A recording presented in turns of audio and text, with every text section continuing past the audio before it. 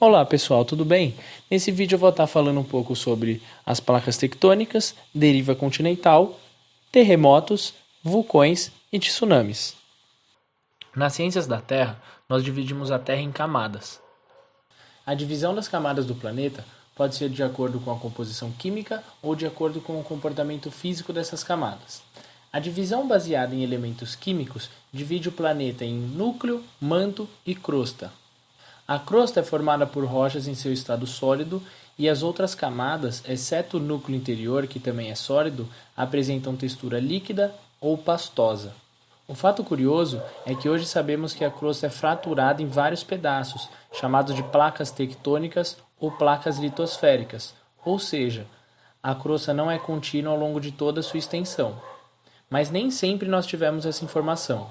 Em 1913, um geólogo e meteorologista alemão chamado Alfred Wegener afirmou que os continentes, que hoje estão separados por oceanos, estiveram unidos em uma única massa de terra, formando, há 300 milhões de anos atrás, um supercontinente chamado Pangeia, que do grego significa terra única.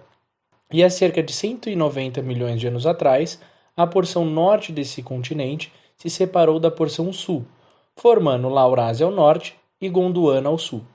E que depois esses continentes continuaram por se separar, como a América se separando da África, ou até mesmo se juntar, como no caso da Índia se juntando ao continente asiático. Essa teoria ficou conhecida como a teoria da deriva continental. A formação atual dos continentes não é o processo final da deriva continental, já que elas continuam a se movimentar. Hoje, nós sabemos que a América se afasta da África em uma taxa de 2 a 3 centímetros por ano. Eu sei que parece pouco, mas lembramos que a Terra possui aproximadamente 4 bilhões e meio de anos. Como indícios dessa teoria, Wegener percebeu que a costa da África possuía um contorno que se encaixava perfeitamente na costa da América do Sul. Outro vestígio foi a descoberta de fósseis de animais da mesma espécie em continentes diferentes, pois seria impossível que esses animais tivessem atravessado o Oceano Atlântico. A única explicação é que no passado os dois continentes encontravam-se juntos.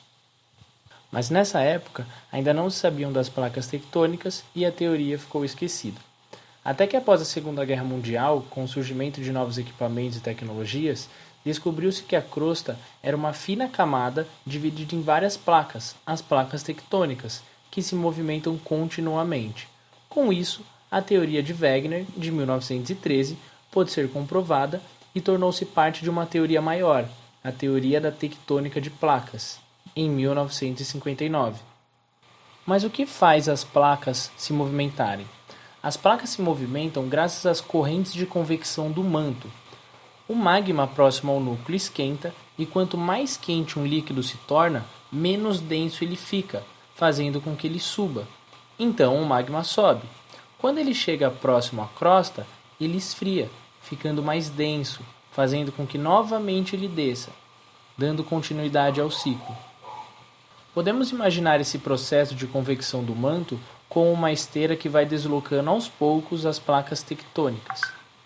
Esse processo na Terra pode durar centenas de anos, mas é ele quem é o responsável pelo movimento das placas.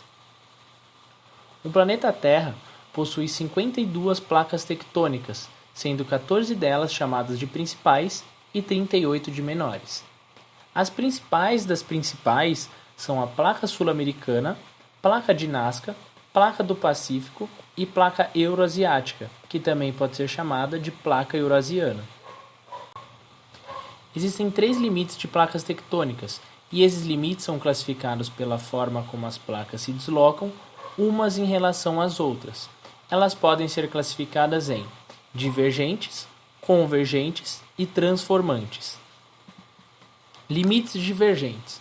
Os limites divergentes ocorrem quando as placas se afastam uma das outras, gerando uma nova crosta, como é o caso da dorsal mesoatlântica, limite entre a placa norte-americana e a placa eurasiana. O afastamento das placas pode resultar em terremotos e formar vulcões e vales rifts. Limites convergentes. Os limites convergentes ocorrem quando as placas ficam próximas e em seguida se batem umas contra as outras. Quando ocorre esse movimento entre uma placa oceânica e uma placa continental, a placa oceânica desce para o manto e a placa continental fica enrugada, formando dobras. Essas dobras são as grandes cadeias de montanhas, como é o caso da placa Nazca, que se chocou com a placa sul-americana e formou a Cordilheira dos Andes. Limites transformantes. Os limites transformantes ocorrem quando as placas deslizam e roçam uma em relação à outra, podendo gerar falhas na placa que guardam muita tensão, o que pode causar terremotos.